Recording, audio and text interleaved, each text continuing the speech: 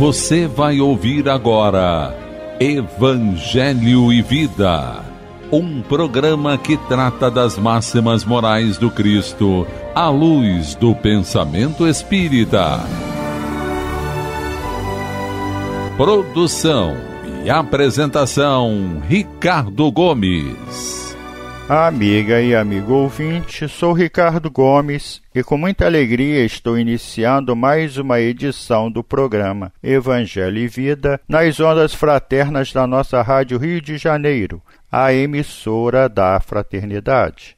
Mais uma vez desejo a você saúde, paz, serenidade e esperança, agradecendo sempre a sua preciosa audiência. O nosso tema de hoje é o Natal para os Espíritas e terá como base as citações do Novo Testamento e as obras espíritas sobre o tema, sendo também a nossa mensagem natalina para você, que acompanhou os nossos programas no decorrer deste ano. Iniciaremos citando as passagens evangélicas que tratam do nascimento de Jesus, escolhendo as do Evangelho de Lucas e completando com as que são narradas no Evangelho de Mateus, que pela riqueza de detalhes vão explicar diversos costumes que são praticados nas comemorações natalinas. Na narrativa de Lucas, capítulo 2, versículos de 1 a 24, encontramos: E aconteceu naqueles dias que saiu um decreto da parte de César Augusto, para que todo o mundo se alistasse. Este primeiro alistamento foi feito sendo Quirino o presidente da Síria. E todos iam alistar-se, cada um à sua própria cidade. E subiu também José da Galiléia, da cidade de Nazaré, à Judéia, a cidade de Davi, chamada Belém, porque era da casa e família de Davi, a fim de alistar-se com Maria, sua esposa, que estava grávida. E aconteceu que, estando eles ali, se cumpriram os dias em que ela havia de dar à luz. E deu à luz a seu filho primogênito, e envolveu-o em panos, e deitou-o numa manjedoura, porque não havia lugar para eles na estalagem. Ora, havia naquela mesma comarca pastores que estavam no campo e guardavam durante as vigílias da noite o seu rebanho. E eis que o anjo do Senhor veio sobre eles, e a glória do Senhor os cercou de resplendor, e tiveram grande temor. E o anjo lhes disse: Não temais, porque eis aqui vos trago novas de grande alegria, que será para todo o povo. Pois na cidade de Davi vos nasceu hoje o Salvador, que é Cristo, o Senhor. E isto vos será por sinal: achareis o menino envolto em panos e deitado numa manjedoura. E no mesmo instante apareceu com anjo uma multidão dos exércitos celestiais, louvando a Deus e dizendo: Glória a Deus nas alturas, paz na terra, boa vontade para com os homens. E aconteceu que, ausentando-se deles os anjos para o céu, disseram os pastores uns aos outros: Vamos, pois, até Belém, e vejamos isso que aconteceu, e que o Senhor nos faz saber. E foram apressadamente, e acharam Maria e José, e o menino deitado na manjedoura. E vendo-o, divulgaram a palavra que acerca do menino lhes fora dita. E todos os que a ouviram se maravilharam do que os pastores lhe diziam. Mas Maria guardava todas estas coisas, conferindo-as em seu coração. E voltaram os pastores glorificando e louvando a Deus por tudo que tinham ouvido e visto, como lhes havia sido dito. E quando os 8 dias foram cumpridos para circuncidar o menino, foi-lhe dado o nome de Jesus, que pelo anjo lhe fora posto antes de ser concebido. Encontramos uma continuação na narrativa de Mateus, no capítulo 2, versículos de 1 a 14, que informa: E tendo nascido Jesus em Belém, de Judeia, no tempo do rei Herodes, eis que uns magos vieram do Oriente a Jerusalém, dizendo: Onde está aquele que é nascido rei dos judeus? Porque vimos a sua estrela no Oriente e viemos a adorá-lo.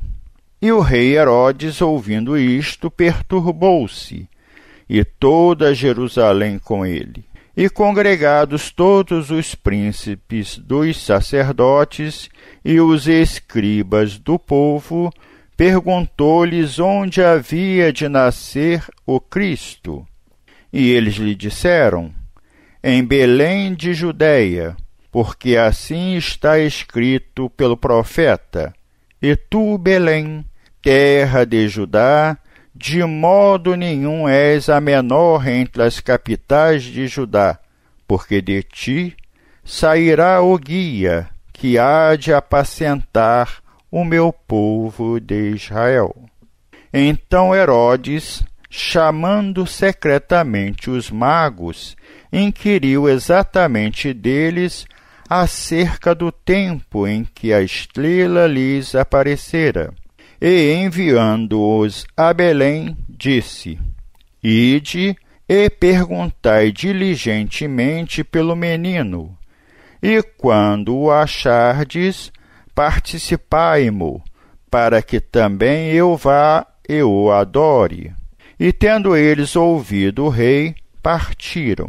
E eis que a estrela que tinham visto no Oriente ia adiante deles, até que, chegando, se deteve sobre o lugar onde estava o menino. E vendo eles a estrela, regozijaram-se muito com grande alegria. E, entrando na casa, acharam o menino com Maria, sua mãe, e prostrando-se, o adoraram, e abrindo os seus tesouros, ofertaram-lhe dádivas, ouro, incenso e mirra. E sendo por divina revelação avisados num sonho para que não voltassem para junto de Herodes, partiram para a sua terra por outro caminho.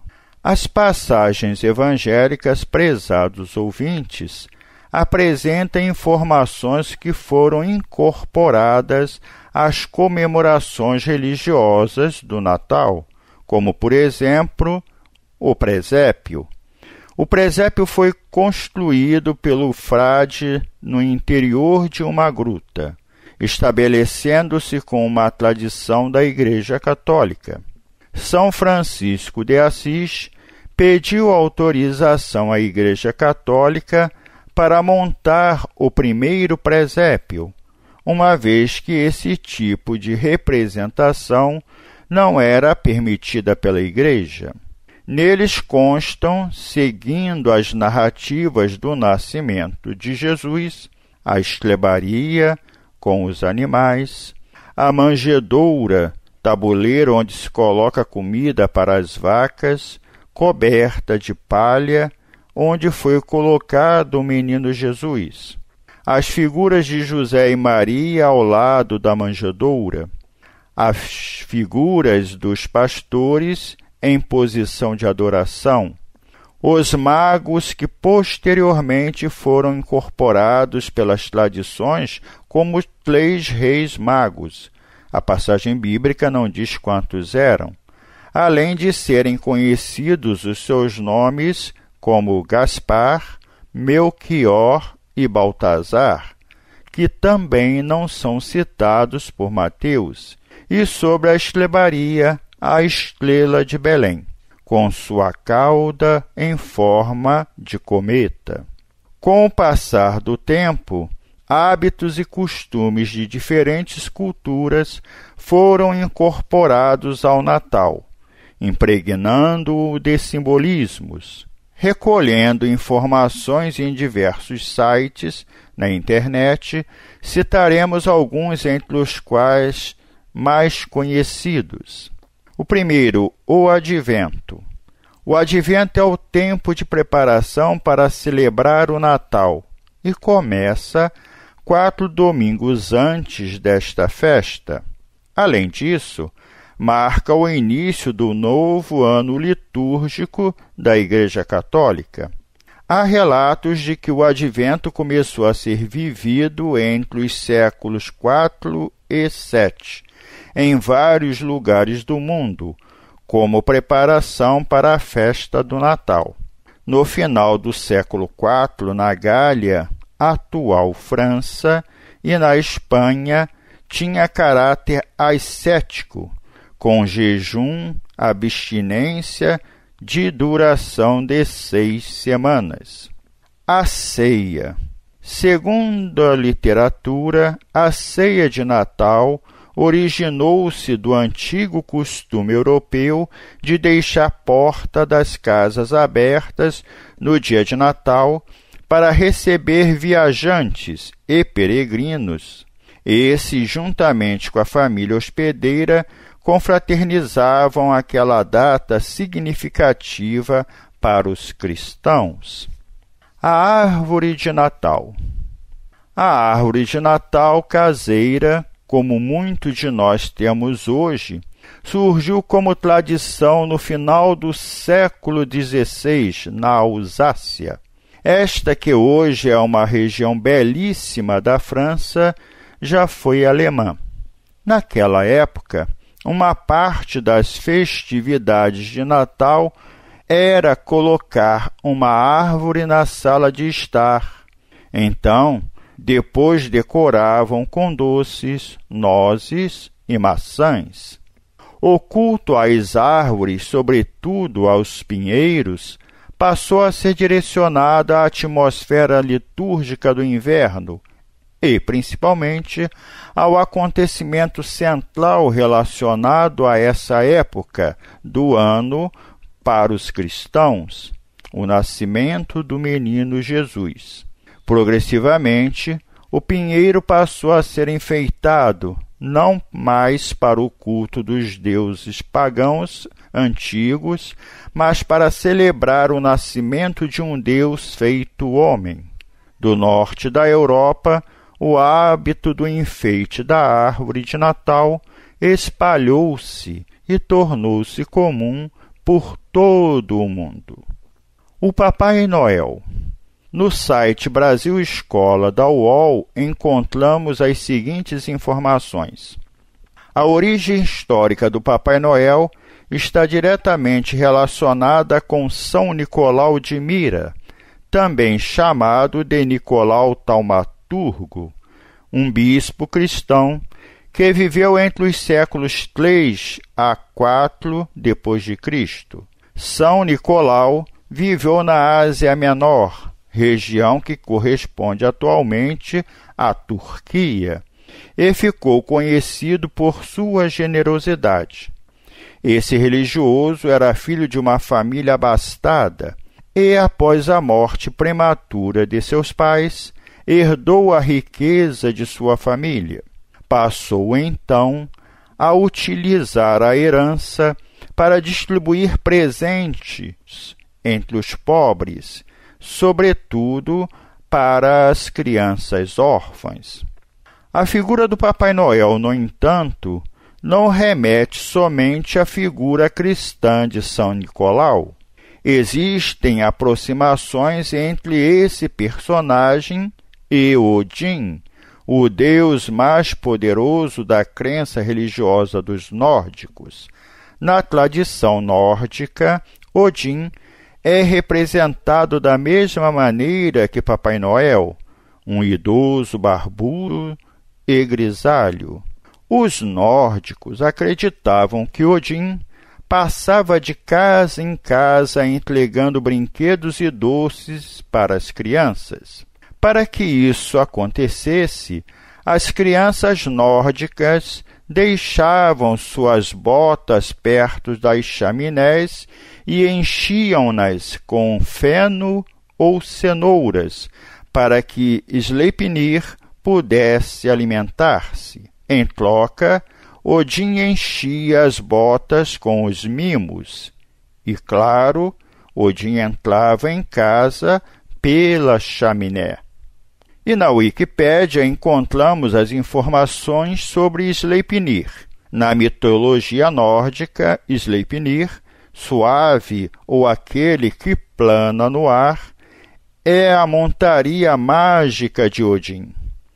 O lendário cavalo cinza de 8 patas era o cavalo mais veloz do mundo, cavalgando em terra, no mar e no ar. Provavelmente, esta figura mitológica ensejou mais tarde, no ano de 1823, que o escritor inglês Clement Moore escrevesse o famoso poema Uma Visita de São Nicolau, onde descreve perfeitamente o Papai Noel que cruzava os céus em um trenó puxado pelas suas 9 renas para distribuir os presentes a tempo. Como podemos verificar, prezados ouvintes, o Natal, festa milenária de origem cristã, vem sofrendo diversas influências através dos tempos, e a comemoração do Natal por nós espíritas, adeptos da doutrina espírita, que é a terceira revelação, com pouco mais de 160 anos de existência, ainda nos veremos partilhando de algumas destas tradições em nossas comemorações natalinas. No site Mundo Espírita da Federação Espírita do Paraná, José Pacini faz reflexões para o Natal, de onde retiramos alguns trechos. A maioria da humanidade cristã, diz ele, comemora o Natal sem atentar no que significou para a Terra o nascimento de Jesus. A sua vinda foi anunciada século após século por vários profetas. Contrastando com as expectativas, a vinda de Jesus não se revestiu do luxo e da pompa de um palácio, nem de demonstrações exteriores de poder. Pelo contrário, as primeiras paredes que o abrigaram foram as de um estábulo, e o seu berço foi a humilde palha de uma manjedoura. O seu poder manifestou-se na firmeza de suas convicções, na força da verdade e na exemplificação profunda do amor. Com o Cristo, o próprio conceito humano de religião mudou completamente.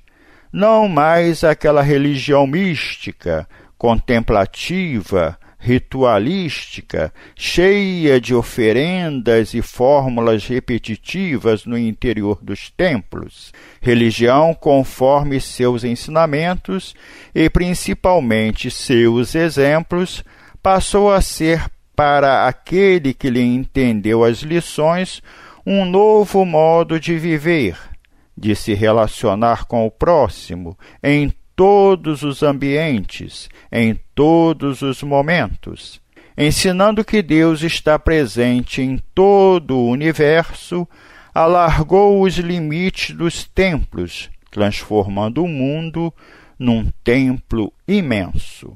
A doutrina espírita nos orienta a refletirmos o momento do Natal com esperança no amanhã, no desenvolvimento de uma consciência humana sintonizada com a mensagem do grande Mestre Jesus. Agora, prezados ouvintes, vamos listar algumas práticas que nós espíritas já realizamos ou que poderemos incorporar em nossas comemorações natalinas. No site da União Espírita Mineira, em matéria relativa ao tema, encontramos: ante os festejos puramente materiais realizados nas comemorações do Natal, devemos buscar compreender a legítima significação da grande data que marca o advento daquele que, como condutor da humanidade, trouxe para nós, pela exemplificação, o amor e a verdadeira fraternidade, base da felicidade humana. Devemos comemorar o Natal com justa alegria em nosso coração e em nosso lar, com os amigos e com todos os que nos cercam. Mas lembremos-nos de que a verdadeira fraternidade não se expressa pela oferta de presentes ou de lembranças, antes, através da exemplificação cristã e pela boa vontade de uns para com os outros. Para o espírita, o Natal não se limita às alegrias de um dia, mas se estende por toda a sua vida, uma vez que sempre encontra motivos reais para ser feliz, ajudando ao próximo, permitindo o nascimento do Mestre em seu coração, em todos os seus atos, palavras e pensamentos. O maior presente de que necessita a humanidade é a paz entre os homens, e essa tão almejada paz só existirá verdadeiramente quando houver o desprendimento e a boa vontade comandando as nossas ações, e quando todos nós nos amarmos como irmãos, sem nos esquecer de que ninguém pode ser plenamente feliz sem a felicidade dos outros. Glória a Deus nas alturas, paz na terra e boa vontade para com os homens. Esse é o significado espiritual do Natal.